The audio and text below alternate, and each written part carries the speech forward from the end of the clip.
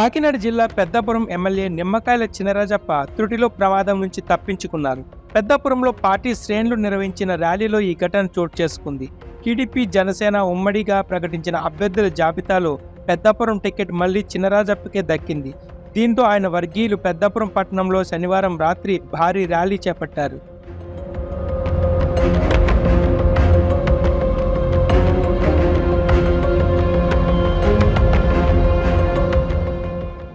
Rally తీస్తున్న సమయంలో చినరాజప్ప ప్రయాణిస్తున్న కారుకు ఓ వ్యక్తి అడ్డురావడంతో డ్రైవర్ సడన్ బ్రేక్ వేశాడు. దీంతో కారు అదుపు తప్పి డివైడర్ పైకి ఎక్కింది.